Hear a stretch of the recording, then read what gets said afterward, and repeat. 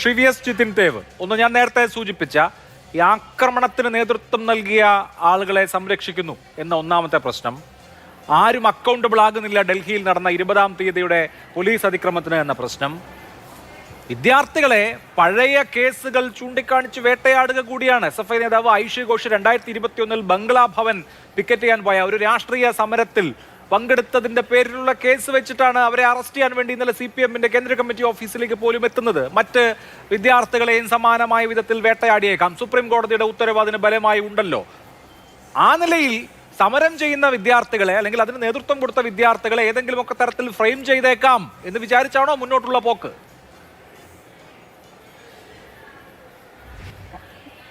അഭിലാഷ്, അങ്ങ് ചോദിച്ച 3 ചോദ്യം ഞാനിവിടെ എഴുതി വെച്ചിട്ടുണ്ട്. അതിന് ഞാൻ ഉത്തരം പറയും. ഈ നിങ്ങൾ 4 പേർക്ക് ഇടയിൽ ആകെ ഒരാൾ ഞാൻ മാത്രമാണ്. അതുകൊണ്ട് എന്നെ സംസാരിക്കാൻ അങ്ങ് അനുവദിക്കണം. ആദ്യം തന്നെ പറയാം. ആദ്യം തന്നെ വസന്തി തുടങ്ങാം. അദ്ദേഹം പറഞ്ഞു 158 NDA എക്സാംസ് ചോർന്നു എന്ന് ആധികാരികമായി കോൺഗ്രസിന്റെ പ്രതിനിധി ചർച്ചയിൽ പങ്കെടുത്തുകൊണ്ട് പറയുകയാണ്. ഞാൻ ഇവിടെ നിന്ന് കേൾക്കാൻ തയ്യാറാണ്. എൻ്റെ സമയം കൂടെ അദ്ദേഹത്തിന് കൊടുത്തുകൊണ്ട് കേൾക്കാൻ തയ്യാറാണെന്ന് ഞാൻ അദ്ദേഹത്തോട് പറഞ്ഞു. ഈ 158 എക്സാമുകൾ ഏതൊക്കെയാണെന്ന് ലിസ്റ്റ് ചെയ്തൊന്ന് പറയാമോ എന്ന്. വേണ്ട, ഒരു 100 എണ്ണം പറഞ്ഞാൽ മതി. പക്ഷേ അത് പറയാൻ അദ്ദേഹത്തിന് സാധിച്ചില്ല. അദ്ദേഹത്തിന്റെ സോഴ്സുകളിൽ നിന്ന് പറഞ്ഞു. അപ്പോൾ വാട്സപ്പ് യൂണിവേഴ്സിറ്റിയിലെ കാര്യങ്ങളുമായിട്ടാണ് പ്രിയപ്പെട്ട സുഹൃത്ത് വസന്ത് ചർച്ചയ്ക്ക് വന്നതെന്ന് ഞാൻ മനസ്സിലാക്കുന്നു. രണ്ടാമത് അദ്ദേഹം പറഞ്ഞത് സംസ്ഥാനങ്ങൾ നടത്തിയാൽ ലീക്കാവില്ല എന്നുള്ളതാണ്. സാർ, സംസ്ഥാനങ്ങൾ നടത്തി ലീക്കായതിന്റെ കഥകൾ ഞാൻ പറഞ്ഞുതരാം അങ്ങേക്ക്. ഹരിയാന ബോർഡ് എക്സാം, അത് ശ്രീ ശിവദാസനും പറഞ്ഞു. Haryana board exam 2011, staff selection exam 2013, Maharashtra HSC exam 2013 സംസ്ഥാനങ്ങൾ നടത്തി ലീക്കായിട്ടുണ്ട് സാർ. എന്നാണ് സാർ NDA രൂപീകരിച്ചത്? അതെന്താണ് ശ്രീ ശിവദാസ് വസന്ത് മനസ്സിലാക്കാത്തത് എനിക്ക് മനസ്സിലാവുന്നില്ല. പിന്നെ വസന്ത് പറഞ്ഞ ഒരു കാര്യം, ഞാൻ ഈ പുതിയ തലമുറ കുട്ടികൾ ഗ്രേറ്റസ്റ്റ് ഓഫ് ആൾ ടൈം എന്നുള്ളതിനൊക്കെയാണ് ഈ ഗോട്ട് എന്നൊക്കെ പറയാം. അവർ റൊണാൾഡോയെ വിളിക്കാറുണ്ട്, എംബാപ്പയെ വിളിക്കാറുണ്ട്, അതേപോലെ തന്നെ നമ്മുടെ മെസ്സിയെ വിളിക്കാറുണ്ട്. അപ്പൊ അത് പറഞ്ഞ ഒരു മിനിറ്റ് വസന്ത്, ഞാൻ നിങ്ങൾക്ക് സമയം തന്നാണ്, നിങ്ങൾ അറിയാത്തതാണ്. ഒരു മിനിറ്റ് ഞാൻ പറയട്ടെ. ഫ്രൈ വെക്കുന്നതിന് ഏതാ നാഷണൽ ടെസ്റ്റിംഗ് ഏജൻസി എപ്പോഴാണ് രൂപീകരിച്ചതെന്നാണ് അല്ലല്ല, ഞാൻ പറഞ്ഞത് NDAയുടെ കാര്യമല്ല, നീറ്റ് എക്സാമിന്റെ കാര്യമാണ് ഞാൻ പറഞ്ഞത്. 2013 അതിനുശേഷം കോടതി വിലക്കി. 2016 വീണ്ടും റിവ്യൂ പെറ്റീഷന് പോയിട്ട് വീണ്ടും സ്റ്റാർട്ട് ചെയ്തു. ഓക്കെ, തീർന്നല്ലോ. ഇനി പറഞ്ഞോട്ടെ. അപ്പോ ഫ്രൈ വെക്കുന്നതിന്റെയും ഇതൊക്കെ കാര്യങ്ങളാണ് അദ്ദേഹം പറയുന്നത്. ഗ്രില്ലടിക്കുന്നതിന്റെയും ഫ്രൈ വെക്കുന്നതിന്റെ ഒക്കെ കാര്യങ്ങളാണ് അദ്ദേഹം പറയുന്നത്.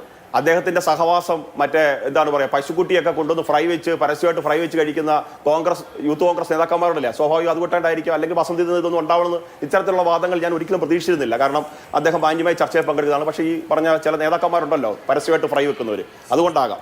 ഇനി ശ്രീ ശിവദാസൻ ചോദിച്ച ഒരു അടിപൊളി ചോദ്യമുണ്ട്. ഇത്തരത്തിലൊരു പബ്ലിക് എക്സാമിനേഷൻ ആക്ട് ഒക്കെ കൊണ്ടുവന്നു കഴിഞ്ഞാൽ ഈ രാജ്യത്ത് ഇത്തരത്തിലുള്ള ഇത്തരത്തിലുള്ള പേപ്പർ ലീക്കൊക്കെ തടയാൻ സാധിക്കുന്നതാണ്. സാർ, ഈ രാജ്യത്ത് പോക്സോ ആക്ട് ഉണ്ട്. ഈ രാജ്യത്ത് ഈ പറഞ്ഞതുപോലെ റേപ്പിന് എഗ്നിസ്റ്റഡ് ആക്ട് ഉണ്ട്. ഈ രാജ്യത്ത് എല്ലാ ക്രിമിനൽ ഒഫൻസിലും കൃത്യമായുള്ള നിയമങ്ങളുണ്ട്. നേരത്തെ IPC ഉണ്ട്, അതിപ്പോൾ BNS ഉണ്ട്. പക്ഷേ ഈ അതിക്രമങ്ങളും ഈ പറഞ്ഞ അക്രമങ്ങളൊന്നും ഈ രാജ്യത്ത് നടക്കുന്നില്ലേ?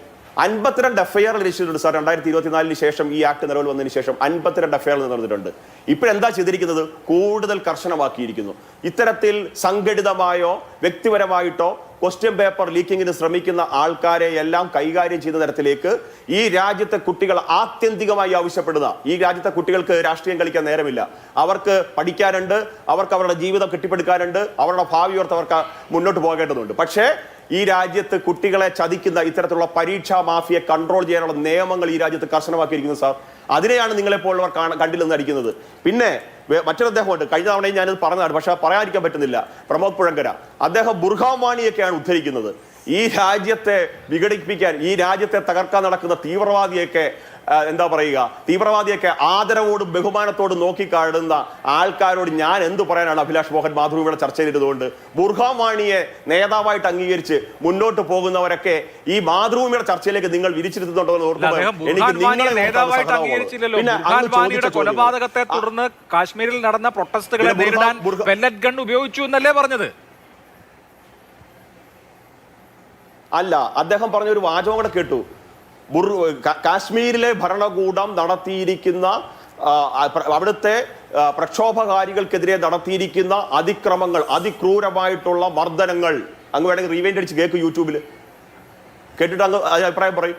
ബുർഹാം വാണിയുടെ കൊലപാതകത്തെ തുടർന്ന് നടന്നിരിക്കുന്ന കാര്യങ്ങളെ സംബന്ധിച്ച് അവിടെ സൈന്യത്തിന് നേരെ കല്ലെറിഞ്ഞുകൊണ്ടിരുന്നത് ഇപ്പൊ എറിയുന്നില്ലല്ലോ. എന്തേ പറ്റി? കല്ലില്ലയോ? കാശ്മീരിലെ കല്ലെല്ലാം ആരെങ്കിലും എടുത്തോണ്ട് പോയോ? ഇല്ലല്ലോ. അപ്പൊ ഇതൊന്നും ന്യായീകരിക്കാൻ അഭിലാഷ് മോഹനെ പോലുള്ള മുതിർന്ന മാധ്യമപ്രവർത്തകർ നിൽക്കരുത്. ഇനി അങ്ങ് ചോദിച്ച കാര്യങ്ങൾ പഴയ കേസുകൾ കുത്തിപ്പൊക്കി അറസ്റ്റ് ചെയ്യാൻ വന്നു. അതിന് ഡൽഹി പോലീസാണ് മറുപടി പറയുന്നത്. പക്ഷേ എങ്കിലും ഞാൻ പറയാം, എന്റെ വീട്ടിലും വന്നിട്ടുണ്ട് അഭിലാഷ പോലീസ് തിരക്കിയിട്ട് ധാരാളം കേസുകൾ. ഞാൻ യുവമോർച്ച ജില്ലാ പ്രസിഡന്റ് സമയത്തുണ്ടായിരുന്നു. 10-38,000 രൂപ ഞാൻ പെറ്റിയടച്ച് തീർത്താണ്. ധാരാളം കേസുകളിൽ രാത്രിയിലും ഒക്കെ പോലീസ് തിരക്കി വന്നിട്ടുണ്ട്. എത്രയോ യുവജന നേതാക്കന്മാരുടെ വീട്ടിൽ, ഞങ്ങളുടെ മാത്രമല്ല എത്രയോ യുവജന നേതാക്കന്മാരുടെ വീടുകളിലേക്ക് പോലീസ് പോകാറുണ്ട്.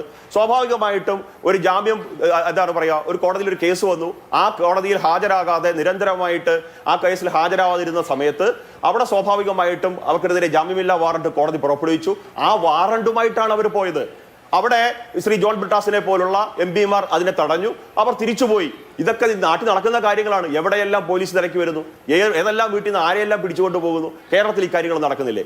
വീണ്ടും അങ്ങ് റിപ്പീറ്റ് ചെയ്യുകയാണ്, ഗൺ ഗൺ ഗൺ എന്ന് റിപ്പീറ്റ് ചെയ്യുകയാണ്. നോക്കൂ, നമ്മൾ തിരുവനന്തപുരത്ത് സമരം നടത്തുന്ന സമയത്ത് ഒരു വെള്ളം അടിക്കുന്ന വണ്ടിക്കകത്ത് കൊണ്ട് വെള്ളം അടിക്കും. നമ്മൾ എന്തിനാണ് വിളിക്കുന്നത്?